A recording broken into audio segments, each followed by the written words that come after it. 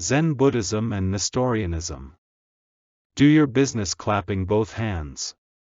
The old landlady, named Osan of a tea shop in front of the temple, where Hakuin Zenji lived, advised the monks, who were attending the koan of the sound of one hand clapping during meditation in the temple, and said, it would be better, clapping both hands to sell goods, rather than trying to hear the sound of a single hand. This time, let's to see the koan, do your business, clapping both hands. Dharmas, phenomena, are born of causes and conditions. Hakuin Ekaku, known as the ancestor, who rejuvenated the Rinzai school, in Japanese Zen Buddhism, taught us. Two hands clap, and there is a sound. What is the sound of one hand? A clapping sound arises, when one claps with both hands. However, the sound vanishes, in a twinkling of an eye, and so does everything in this world. If one is seized by an instant phenomenon, which is a result of different factors, that are either continually changing, or being extinguished, he will be unable to see the truth. Only the one, who can hear a sound, before two hands clap, can see the truth.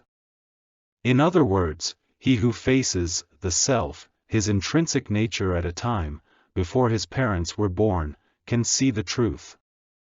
The old landlady, named Osan of a tea shop, in front of the temple, where Hakuin lived, insinuated itinerant priests, who concentrated on the koan subject which Zen masters give each religious to learn and practice the doctrine of Buddhism. Of the sound of one hand clapping, during meditation in the temple, and said, it would be better, clapping both hands to sell goods, rather than trying to hear the sound of a single hand. When Hakuin heard of this, he said, if your business prospers by clapping your hands, you need not hear the sound of a single hand. The discernment of the landlady, who proclaimed that, doing one's business, to get along in this world, is the way for a single leap's entry to the kingdom of God, is incisive. Nagarjuna described this theory in his book, The Treatise on the Middle Way, and stated, dharmas, phenomena, are born of causes and conditions. I say, they are, thus empty. They are also called false and fictitious, and that is also the truth of the middle way.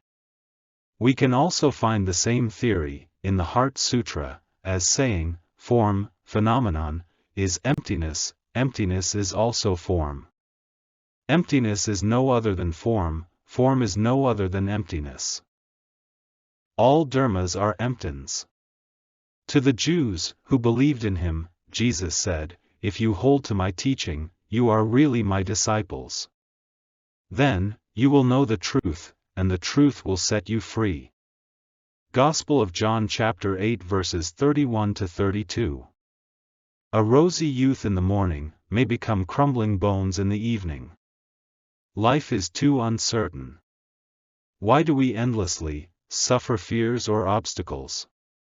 Because it is too difficult to grasp and hold onto the truth in this world.